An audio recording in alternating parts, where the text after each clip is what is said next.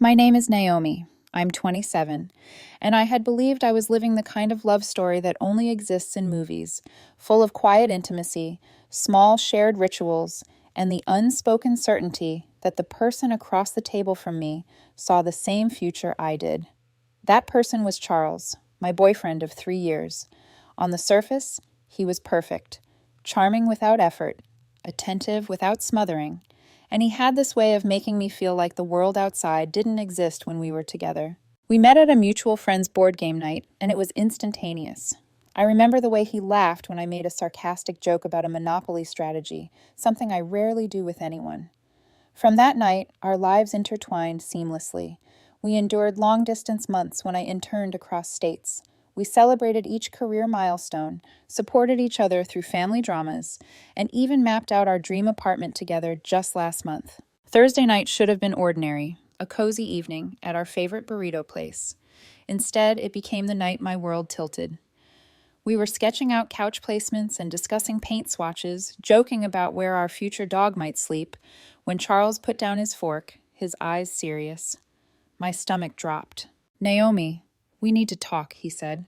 That voice, calm and deliberate, usually reserved for minor debates about where to eat, carried a weight I hadn't encountered before. I froze, sensing this was no fleeting worry over guacamole. "I'm too young to be locked in," he said, and I blinked, utterly confused. "I need to explore other possibilities." Time slowed. I stared at him. 3 years. 3 years of shared mornings, shared laughter, shared dreams, and now the words that dismantled it all. "Other possibilities?" I whispered, my voice tight. "You mean other people?" He nodded, almost apologetically. "I've only ever been with you seriously, but I feel like I have to see what else is out there before I commit. I hope you understand." Understand. The word felt like a punch to the gut. My hand rested on the crumpled napkin, my vision narrowing to his expression. I felt the room tilt, the fluorescent lights harsh, the music of the burrito joint distant. My heart hammered, a slow, unstoppable rhythm of disbelief. We've already put a deposit on the apartment, Charles. We were supposed to start building a life together." My voice cracked on the last word, though I tried to steady it. "I know," he said, and he reached for my hand. "And I care about you, I really do. But I need to sample, see what else is out there. Maybe we can reconnect after, but I need this." Sample. The word alone was casual, clinical, entirely inappropriate for the magnitude of what he'd just done. I felt rage flare beneath the disbelief, mingling with heartbreak. "You're ending 3 years of us to sample?" I asked, the words harsh and brittle. "Yes," he said softly, almost tenderly. I need to know if you're the one in every possible scenario." I pulled my hand away. The gesture was small but irrevocable. I saw the flicker of panic cross his face, the hint of regret, but it was too late. "Charles, I don't need to be sampled. I don't need validation from someone who can't decide if we're enough. 3 years is not a trial period for your curiosity." For a long moment, we just sat, the burrito bowls between us untouched, our shared plans dissolving into silence. I could hear my own pulse, my blood in my ears. My mind was a whirlwind. Shock, sorrow, fury, disbelief. Then a strange clarity settled in, sharp and cold. "I think it's over," I said, the finality in my voice shocking even me. "You're free to explore your options. I'm done being a rehearsal." Charles exhaled, a mixture of relief and hesitation. He tried to speak, to reach across the table, but I stood. I tossed the napkin aside and left, my keys clutched in my hand like a lifeline.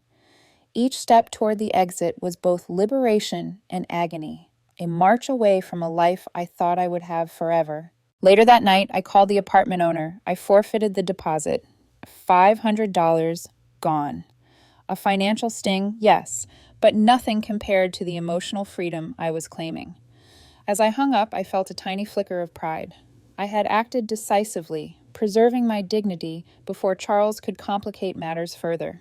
Yet, as I sank onto my couch, I allowed myself a moment to mourn, not just the loss of Charles, but the version of us I had imagined. So vivid and real, it hurt more than reality itself. The betrayal wasn't violent or dramatic. It was quiet, insidious. The subtle message that 3 years of shared life could be paused, sampled, and possibly discarded. And in that quiet, I understood a painful truth. Love, even the deepest love, isn't always enough to protect you from someone else's indecision. That night, I vowed something silently to myself. I would survive this. I would rise. And if Charles came back, it would not be to reclaim what he had casually let slip away. The storm was just beginning. The days after that burrito shop conversation were surreal. The apartment deposit was gone. Charles's number was still in my phone, and yet a silence had settled between us that felt heavier than words. I didn't cry. Not yet. Instead, I worked with a clinical precision, mapping out my next steps. If Charles wanted options, I wasn't about to be one of them. I moved my things from the partially furnished apartment we had envisioned together. Each box packed was both a release and a reminder of everything we had shared. The small victories of independence felt hollow alongside the hollow space Charles had left behind. Even the air seemed charged, whispering the unfairness of it all. Within weeks, subtle attempts to reinsert himself into my life began. The first was through Tessa, a mutual friend I had known since college. Her text was casual, almost innocent. "Hi, Naomi. Tessa here. Can we talk? Charles has been struggling. He misses you." I stared at the message, my fingers hovering over the keyboard. Tessa's words were carefully measured, a bridge meant to coax me back. I didn't reply. Then came Nora, Charles's sister, via professional channels. A LinkedIn message this time. "Naomi, hope all is well. I know Charles values you. Just wanted to check in." Both felt like tests, small probes into my emotional armor. And for a moment, I felt a flicker of doubt. Could 3 years of love truly be so casually discarded? Could the man I thought I knew really be wandering, lost without me? I forced myself to step back, to observe rather than react. I documented the messages, noting the subtle guilt trips, the carefully worded appeals.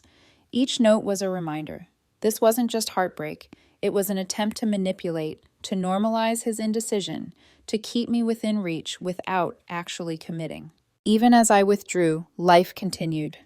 I returned to work with a newfound intensity, diving into projects that had long been shelved. Late nights at the office became a sanctuary. My gym routine returned, my mornings started earlier. I allowed myself moments of sadness, yes, but only as fuel, not as surrender. And then the coincidences started. Charles seemed everywhere. At the weekly farmers market, I visited alone. At my favorite bookstore, pretending to stumble upon me by chance. Each encounter felt orchestrated. My pulse quickened in those moments. Anger, indignation, and something else I didn't want to name. The ache of old attachment. But I stayed composed. I never approached him. I never gave him the satisfaction. I allowed the encounters to unfold like a stage play where I had rehearsed my role to perfection. Calm, unyielding, untouchable. At home, I wrote down every emotion, every thought, every tiny detail of the interactions. I could see it all with the clarity of hindsight, even as I lived it. The subtle mix of nostalgia, infuriating charm, and the gnawing sense of betrayal. I knew that this wasn't about love anymore. It was about control, about testing boundaries, about asserting dominance over a narrative he refused to let go. And through it all, I began to notice something else, something far more insidious. Charles wasn't just trying to maintain contact. He was trying to rewrite history. Social media posts, mutual friends, casual mentions, all seemed to hint that his sampling phase wasn't really a rejection of me, but a temporary detour. That illusion was dangerous, and I refused to step into it. Late one evening, as I prepared my notes for what I already sensed would be a confrontation, legal or otherwise, I allowed myself a single moment to breathe.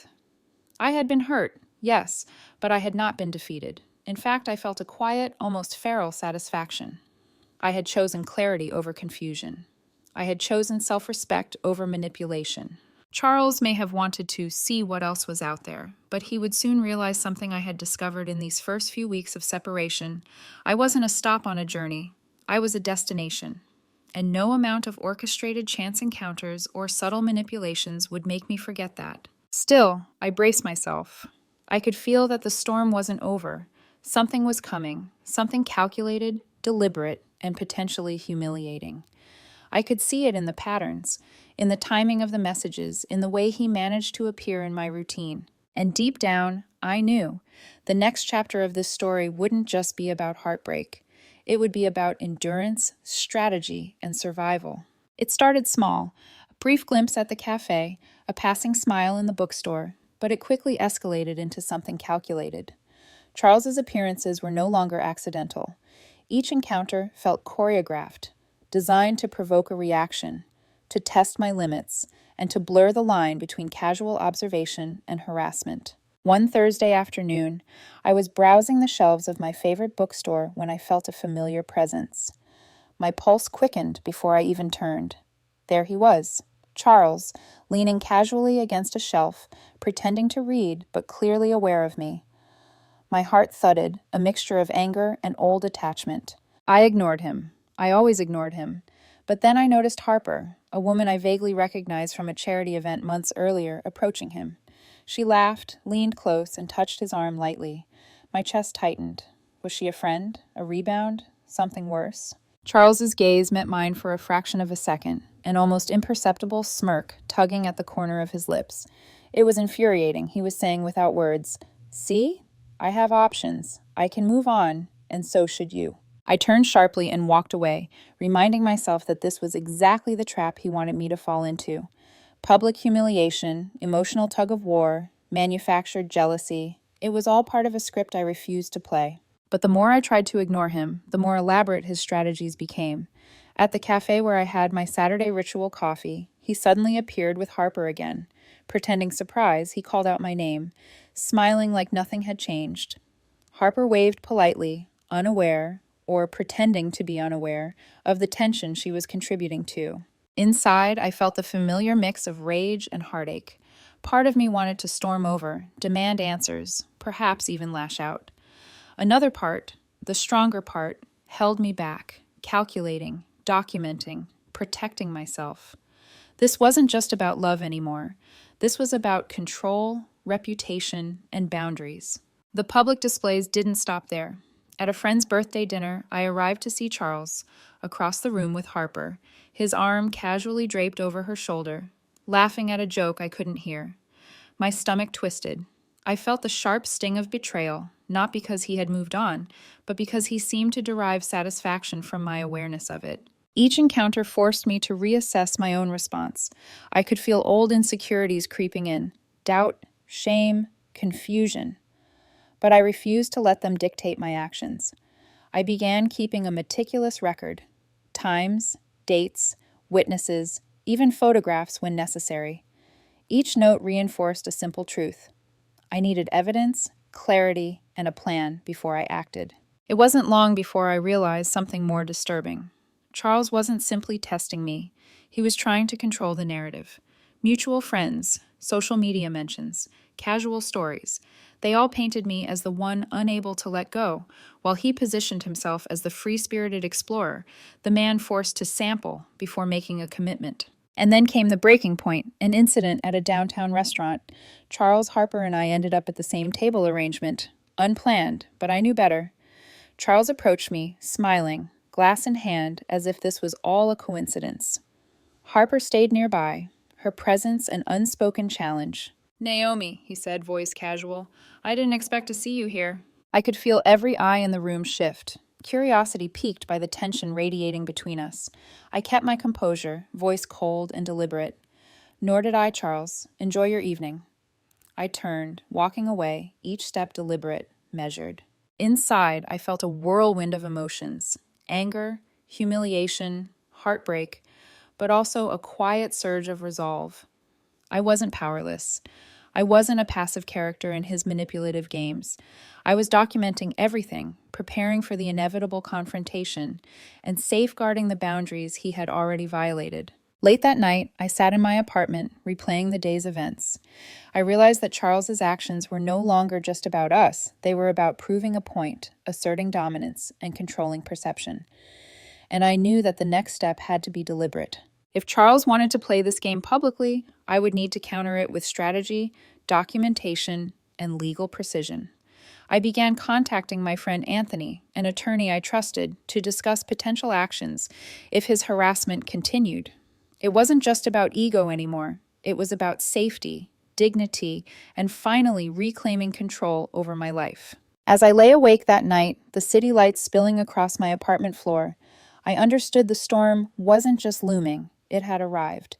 And in that understanding, I felt something fierce awaken within me, a determination not just to survive, but to emerge unbroken, unmanipulated, and victorious. Charles could orchestrate every chance encounter he wanted. He could manipulate perceptions, leverage mutual friends, even twist narratives. But I had something he could never take: clarity, self-respect, and the resolve to protect myself no matter the cost. The escalation was real. The emotional battlefield was set, and when the moment came, I would be ready. The tension that had been building for months finally reached its peak the morning I stepped into the courthouse. Every step felt deliberate, a ritual of reclaiming control over the chaos Charles had unleashed in my life. I had spent weeks preparing, documenting every interaction, every orchestrated encounter, every subtle manipulation and public humiliation. My attorney, Anthony, had meticulously reviewed the evidence, and I felt a quiet confidence settle over me. Inside the courtroom, I saw Charles seated with Harper beside him. His gaze flicked toward me, a mixture of arrogance and panic. Harper looked slightly uncomfortable, though she seemed determined to play her part in this performance. Anthony approached the bench, giving me a reassuring nod. I took a deep breath, steadying the whirlwind of emotions that threatened to overtake me. This wasn't just about proving a point, it was about asserting my dignity, reclaiming my narrative, and protecting myself from further intrusion. When the judge entered, I felt the weight of expectation, the sharp gaze scanning the room. I had rehearsed every detail, every word, but still my pulse raced. I presented the evidence clearly and calmly: screenshots, timestamps, witness accounts, detailed descriptions of each manipulated encounter. The story unfolded exactly as it had happened, yet in this setting, it carried authority. Charles attempted to interject, to charm, to justify, but his words fell flat against the meticulous documentation. Every claim of innocence, every casual deflection was met with clear, undeniable evidence. For once, I didn't need to argue emotionally. The facts spoke for themselves. As the proceedings continued, I felt a transformation within me. The fear, the humiliation, the heartbreak, they were still there, but they were no longer controlling me. Every step, every decision, every act of preparation had brought me to this moment of empowerment. Finally, the judge ruled. A restraining order was issued. Charles was legally required to maintain a significant distance. His attempts to contact me curtailed entirely. My sense of relief was overwhelming, a mixture of triumph, vindication, and something more profound: freedom. Outside the courthouse, I allowed myself a long exhale. The winter air was crisp, biting, but it felt alive, real, and clean. For the first time in months, I felt untethered from the chaos Charles had tried to impose on my life. My friends and family, who had supported me quietly through the storm, were waiting nearby. Their smiles, their presence, reminded me that I was not alone, that my strength was real and recognized. As I walked home, I reflected on everything: the heartbreak, the manipulations, the public humiliations, and the quiet moments of doubt. I had loved deeply, but I had also learned the vital importance of boundaries, self-respect, and assertiveness. I realized that love, while powerful, could not protect me from someone else's indecision or obsession. Only I could protect myself. In the weeks that followed, life slowly returned to a rhythm that was mine. Charles faded into the periphery, a cautionary tale more than a lingering presence. I reconnected with old friends, immersed myself in work and hobbies, and allowed myself small joys that had been overshadowed by the emotional storm. And then, in the quiet of my apartment one evening, I allowed myself to smile genuinely, unreservedly. I had survived not just heartbreak, but manipulation, public embarrassment, and relentless psychological games. I had emerged intact, stronger, wiser, and more self-aware. Charles's chapter in my life was over, not with bitterness, but with clarity and resolve. I had reclaimed my story, my boundaries, and my future. And in that reclamation, I discovered something priceless, the kind of resilience that comes not from avoiding pain, but from facing it, documenting it, and walking forward with purpose.